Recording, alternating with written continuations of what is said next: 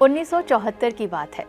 मध्य प्रदेश के डिंडोरी जिले के एक गांव में एक गरीब परिवार में एक लड़की का जन्म हुआ। नाम रखा गया दुर्गा। परिवार खेती और मजदूरी कर अपना पेट पालता था। 4 भाई बहनों में दुर्गा दूसरे नंबर पर थी। जब भी वो अपनी हम उम्र लड़कियों को पढ़ते देखती तो उसका मन भी स्कूल जाने को करता। लेकिन घर के माली हालात ऐसे थे कि उसे तो अपने साथ साथ अपने भाई बहनों का ख्याल रखना पड़ता था। जंगल में पशुओं को चराने जाना पड़ता था और तो और समय मिलने पर माता पिता के साथ खेती में भी हाथ बटाना पड़ता था। तो पढ़ाई के लिए पैसा और समय दोनों कहाँ से मिलता। स्कूल की किताबों में छपी कहानियों की जगह उसने दादी से लोक कथाएं सुनी। ड्राइंग बुक में ड्राइंग करने की जगह घर की दीवारों पर शादी ब्याह और त्योहारों के मौके पर चित्रकारी करनी सीखी।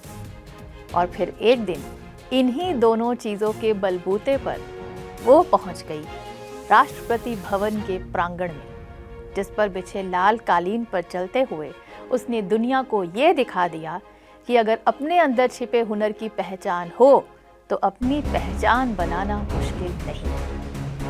ये कहानी है उस महिला की जो खुद कभी स्कूल नहीं गई, लेकिन आज उनकी किताबों के जरिए बच्चे गिनती सीखते हैं। जो कभी दूसरों के घरों में झाड़ू पोछा करती थी, लेकिन आज उनकी बनाई पेंटिंग्स बड़े बड़े घर की दीवारों की शोभा बढ़ाती हैं, जिन पर अंकित होता है उनका नाम पद्मश्री दुर्गा बाई व्योम।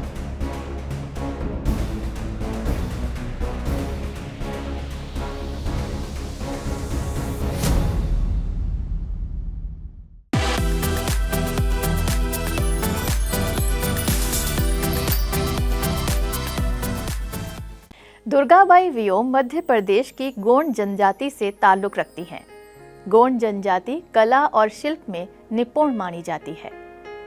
बात तब की है जब 6 साल की दुर्गा ने अपनी मां के बगल में बैठकर डिगना की कला सीखनी शुरू कर दी थी।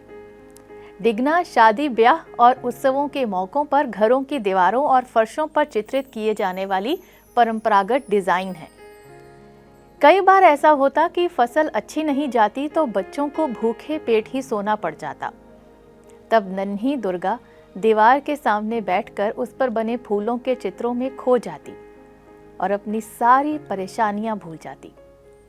वो दीवार ही दुर्गा का कैनवस थी। उम्र बढ़ने के साथ साथ उन्होंने गोबर से घर की दीवारें लेपने से लेकर अलग अलग रंगों की गीली मिट्टी इकट्ठी करके उनसे दीवारों पर चित्र बनाने तक हर तरह के काम का आनंद उठाना शुरू कर दिया। 15 साल की थी जब उनकी शादी कर दी गई सुभाष व्योम से। किस्मत से सुभाष भी एक कलाकार थे जो मिट्टी और लकड़ी से मूर्तियां बनाने के लिए जाने जाते थे। कम उम्र में बना ये मेल उनकी जिंदगी को एक नई दिशा दे देगा, ये दुर्गा बाई ने शायद कभी सोचा भी नहीं था।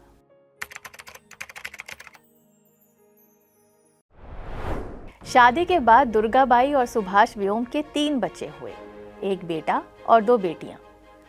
1996 की बात है।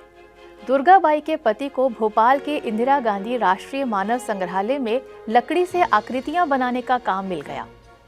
पूरा परिवार भोपाल शिफ्ट हो गया।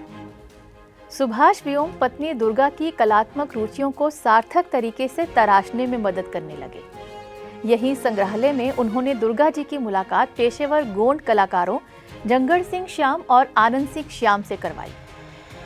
वो दुर्गा बाई के अंदर की प्रतिभा और भावना को पहचान गए और उन्होंने फैसला किया कि वो दुर्गा बाई को गोंड कला की नई तकनीकें सिखाएंगे। उन्होंने ही दुर्गा बाई को कैनवस से रूबरू करवाया।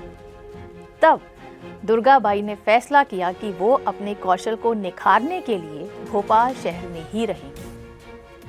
लेकिन ये आसान नहीं था। एक दुखद सच ये है कि कलाकारों को उनके काम में की गई परफेक्शन के लिए सफिशिएंट पेमेंट नहीं मिलती। दुर्गा बाई के पति की तनख्वाह भी उन दोनों के लिए पर्याप्त नहीं थी। लिहाजा पैसों की कमी को पूरा करने के लिए दुर्गा बाई को लोगों के घर में साफ सफाई का काम तक करना पड़ गया। दुर्गा बाई का एक ही मकसद था कि एक आर्टिस्ट के रूप में वो अपने हुनर को कैसे निखारे। इसके लिए वो कैसे भी करके भोपाल में सर्वाइवल के लिए तैयार थी।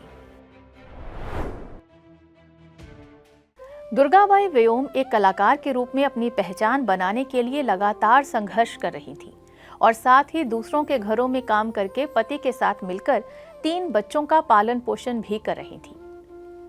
हर कलाकार की तरह उनकी भी इच्छा थी कि एक दिन उनकी बनी पेंटिंग्स को एग्जीबिशन में प्रदर्शित करने का मौका मिले। उनका ये सपना आखिरकार हकीकत में बदल ही गया। साल था 1957 का।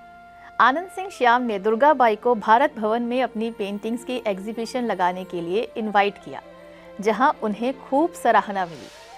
उनकी पेंटिंग्स में से एक पेंटिंग जिसमें अविवाहित लड़कियों को वंदना करते हुए दिखाया गया था, उसे चंडीगढ़ के कलेक्टर ने खरीदा।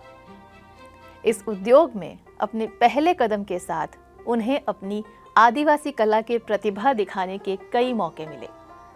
उसके बाद से उन्होंने भोपाल, दिल्ली, देहरादून, खजुराहो, इंदौर, रायपुर में लगभग हर एग्जीबिशन में और मुंबई की जहांगीर आर्ट गैलरी में भी हिस्सा लिया।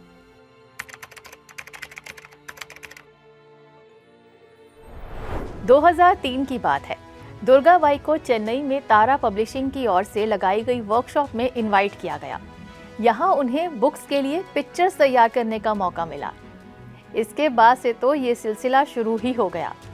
तब से दुर्गाबाई कई पब्लिशर्स के लिए किताबों को चित्रित करती आ रही हैं।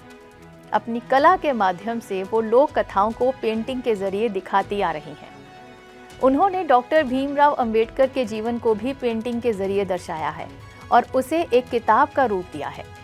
ये किताब 11 अलग अलग भाषाओं में पब्लिश हो चुकी है।